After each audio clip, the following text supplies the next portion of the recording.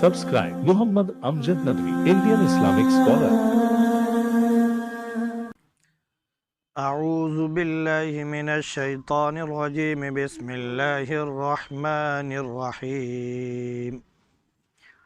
وقال الذين كفروا لن نؤمن بهذا القرآن ولا بالذي بين يديه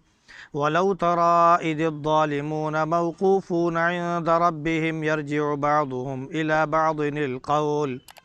يقول الذين استضعفوا للذين استكبروا لولا أنتم لكنا مؤمنين قال الذين استكبروا للذين استضعفوا أنحن صددناكم عن الهدى بعد إذ جاءكم بل كنتم مجرمين.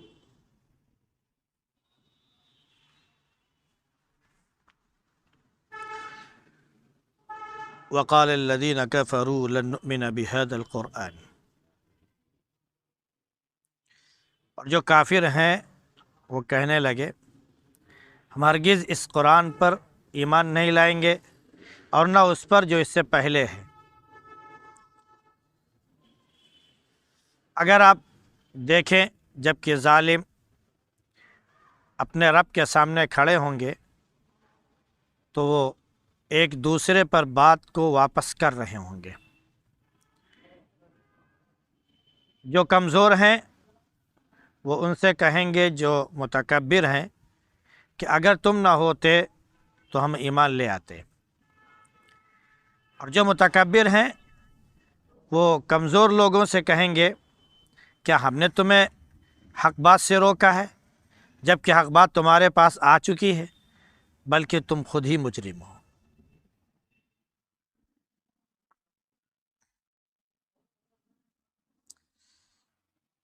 کل کے درس میں تھا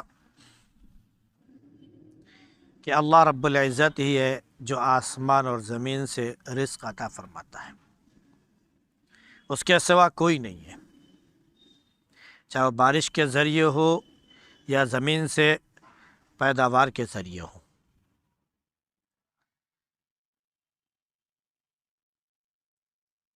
جب لوگوں نے انکار کیا تو اللہ نے اپنے حبیب صلی اللہ علیہ وسلم سے یہ فرمایا کہ کہہ دیجئے کہ حق پر یا تو تم ہو یا ہم ہیں، اور جو حق پر ہے اس کی بات مان لو. اور دنیا کا یہ دستور ہے کہ جب دو آپس میں ٹکراتے ہیں تو دونوں میں سے دونوں کو معلوم ہوتا ہے کہ کون حق پر ہے اور کون ناحق پر ہے، لیکن بس ایک اپنی انا اور ضد ہوتی ہے جس کی وجہ سے دونوں اپنی اپنی جگہ پر اڑے ہوتے ہیں. اس کے بعد کہا گیا کہ کہہ دو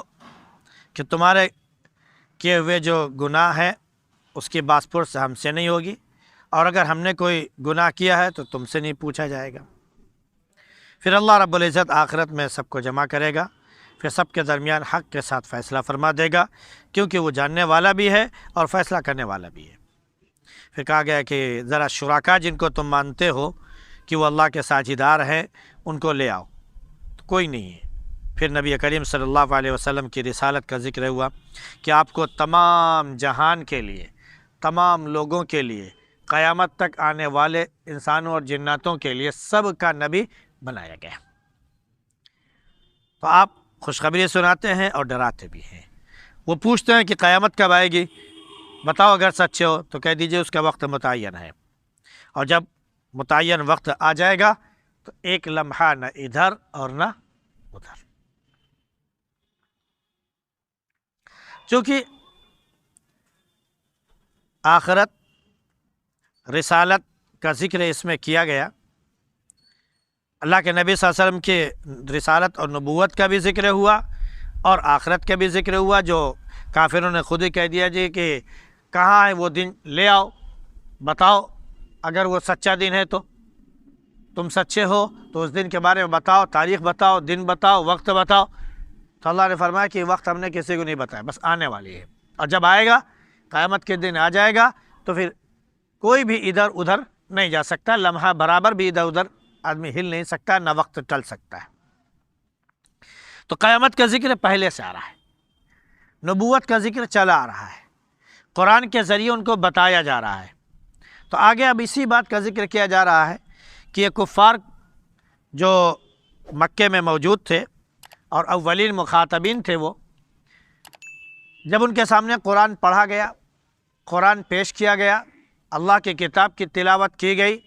نبی کریم صلی اللہ علیہ وسلم نے یہ پیغام پہنچایا، تو انہوں نے تورات اور انجیل کے ذریعے جو کچھ سن رکھا تھا، وہاں کے جاننے والے جو تھے، تورات اور انجیل کے ماننے والے جو تھے، جو اس کے عالم تھے، ان سے یہ پتہ لگوایا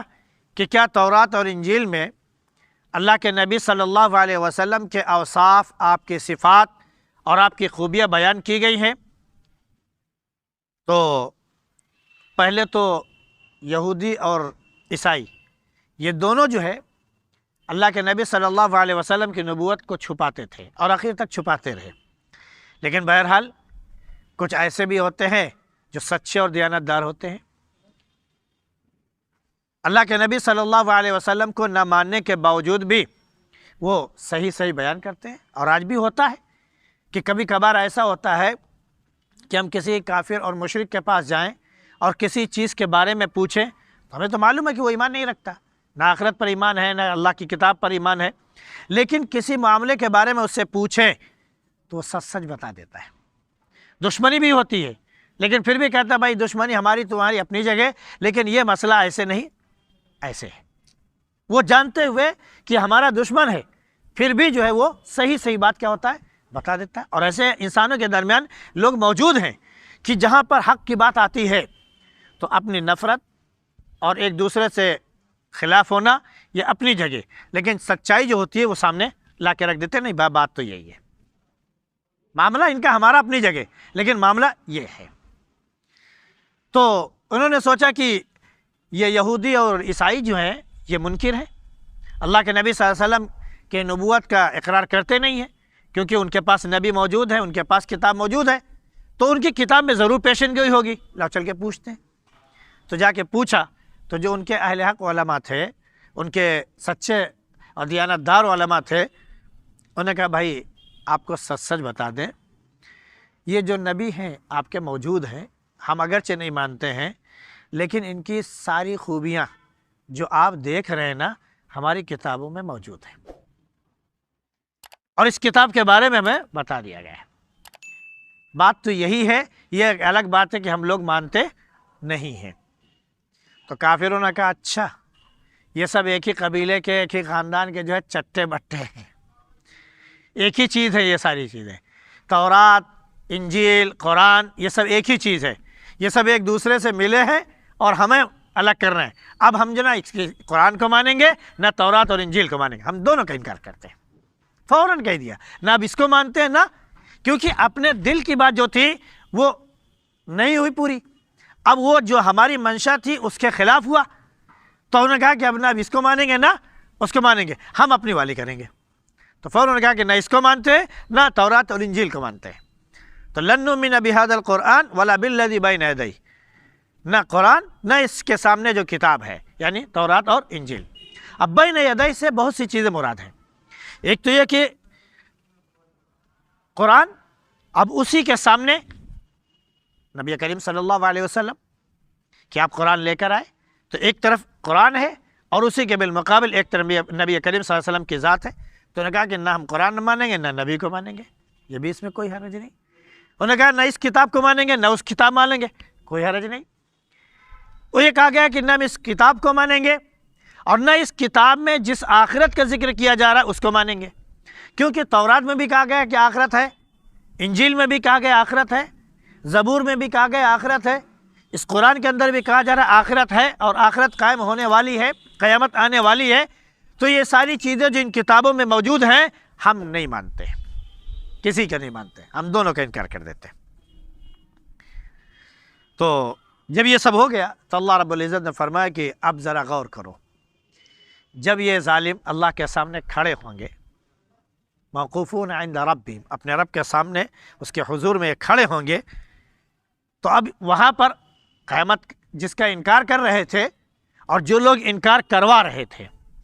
جو ان کو ورغلا رہے تھے، پھسلا رہے تھے، بہکا کر نبی کریم صلی اللہ علیہ وسلم کے خلاف کھڑا کر رہے تھے، جب یہ دونوں قیامت میں کھڑے ہوں گے تب تو چونکہ قیامت آ چکی ہے،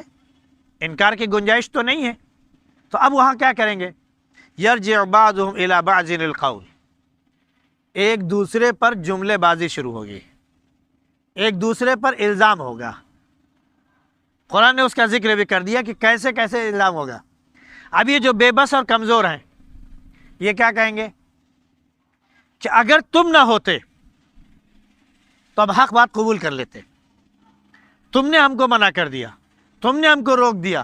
تم نے ہم کو ورغلا دیا، تم نے ہم کو لالچ دے دی، تم نے ہم کو اس کے خلاف بھڑکا دیا، اور ہم سیدھے سادے غریب بے بس لوگ تھے، ہم نے سمجھا کہ تم مالدار لوگ ہو، اچھے لوگ ہو اور سرمایہ دار لوگ ہو، سردار لوگ ہو، اور تمہارے پاس سوجھ بوجھ زیادہ ہے، اس لیے تمہاری بات سچی ہوگی، تو ہم چھوٹے اور کمزور لوگ جو ہیں تمہاری باتوں میں آ کر انکار کر دیا، اس لیے جو ہم گمراہ ہو گئے۔ اب بڑے لوگ کیا کہیں گے؟ اپنی بات اپنے پاس رکھو، جاؤ یہاں سے، مجھے تم سے کیا لینے دینا؟ کوئی میں نے تم کو مارا تھا؟ میں نے زبردستی تم کو لا کے اس میں رکھا تھا؟ تمہاری گردن دبوچ دی تھی جو مجھے پہ الزام لگا رہے ہو کہ میں نے تم کو کیا؟ ہم نے کچھ نہیں کیا، تم نے جو کیا اس کی سزا تمہیں مل کر رہے گی، تم جانو، مجھے اس سے کوئی واسطہ نہیں، ہم اپنے اعمال دیکھیں گے، تم اپنے اعمال دیکھو۔ یہ متکبر مالدار لوگ اور جو غربا ہیں ان کے ماننے والے، ان کے درمیان اس طرح کی باتیں ہوں گی۔ قرآن نے اس کا ذکر کر دیا کہ کمزور لوگ کہیں گے مالداروں سے، متکبر لوگوں سے کہ اگر تم نہ ہوتے تو ہم مان جاتے، ہم ایمان لے آتے۔ تو متکبر لوگ کہیں گے کہ کمزور لوگوں سے کہ اچھا ہم نے روکا حق بات سے، تمہیں تو خود معلوم ہے کہ جب سچ بات آ گئی ہے تو سچ جب بالکل کھل کر سامنے آ گئی ہے تو انکار کیوں کر رہے ہو؟ سورج نکلا ہوا ہے تو تمہیں معلوم ہے کہ سورج نکلا ہوا دن ہے، ہم اگر رات کہیں اب تو اس کو تم جاننے کے باوجود بھی رات کہو، یہ تمہاری غلطی ہے، تم اپنی عقل پر ماتم کرو، ہمیں دھوکہ مت دو، کیونکہ جو چیز بالکل واضح ہے وہ واضح ہے، اب اس کی وجہ سے دھوکہ ہوگا مت دو۔ اب جیسے مثال کے طور پر ایک چھوٹی سی مثال میں دے رہا ہوں جو آج کل بہت زیادہ چلا ہوا ہے اور اسی کا کھیل کھیلا جاتا ہے، رونا رویا جاتا ہے۔ جب سیاسی کھیل بگڑنا شروع ہوتا ہے تو جو سرمایہ دار ہیں، جو لیڈران ہیں، جو سیاستداں ہیں، وہ کیا کر رہے ہیں؟ 2 سال سے کورونا چل رہا ہے، میری کرسی بچے کسی طرح کورونا شروع ہو گیا، اب آنے والا ہے، کیونکہ اب ان کو دیکھے نظر آنے لگا کہ اب لوگ ہم سے مخالف ہو رہے ہیں، ہماری ہوا اکھڑ رہی ہے، لہذا اب کورونا پھر سے آئے گا تاکہ ہم اپنی سیاسی بساط بچھا سکیں، اور اس کی وجہ سے غریب کیا ہوں گے؟ بھائی کورونا آ گیا پھر دب جاؤ۔ حالانکہ منظر دیکھ لیا، سب نے دیکھ لیا، ایک طرف جو ہے کسانوں نے جب دھرنا دیا، حکومت نے ہر ممکن جتن کر ڈالے، ہر کوشش کر ڈالی کہ ان کو کورونا کے نام پر ہٹا دیا جائے، انہوں نے کہا کورونا ورونا کچھ نہیں ہے، کورونا سب کو پکڑ رہا ہے، چاہے گھر کے اندر ہو، چاہے اکیلے ہو، چاہے نہ ہو، چاہے مجلس میں ہو، چاہے تنہا ہو، سب کو پکڑ رہا ہے۔ جب کورونا سب کو پکڑ رہا ہے تو مالداروں کو بھی تو پکڑ رہا ہے۔ کون سا امت شاہ میرے پاس آئے تھے جن کے کورونا ہو گیا؟ کون سے فلاں میرے پاس آئے تھے جن کو کورونا ہو گیا؟ تو کورونا تو ان کو پکڑ رہا ہے، ہمیں تھوڑی پکڑ رہا ہے۔ یہ کورونا ورونا کچھ نہیں مانے، اپنی بات انہوں نے منوا لی۔ اب ہماری آنکھیں کھل جانی چاہیے پبلک کی کہ آگے جو کورونا آ رہا ہے ہم واقعتاً اس کو مانیں یا نہ مانیں تو بھائی ہماری عقل ہے، کل کو اگر کوئی بات ہوئی تو پھر یہ ہوگا کہ بھائی میں نے تم کو تھوڑی کیا تھا، تم سمجھو تمہارا کام جانے۔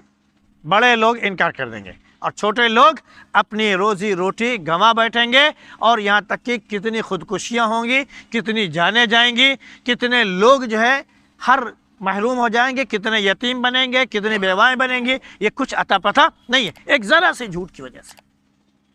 تو یہ ہے، تو ویسے ہی آخرت میں ہوگا کہ وہ ان کے اوپر الزام لگائیں گے، وہ ان کے اوپر الزام لگائیں گے۔ تو قرآن ہمارے سامنے حق بات پیش کر چکا ہے، ہم چاہے تو اسے مان لیں اور چاہے تو انکار کر دیں، اور ماننے میں عافیت ہے، اور یہاں بھی کامیابی اور وہاں بھی کامیابی۔ اللہ رب العزت ہم سب کو دونوں جہان کی کامیابی نصیب فرمائے۔ سبحان اللہ بحمدی، سبحانک اللہم وبحمدک، ونشہد ان لا الہ الا انت نستغفرک۔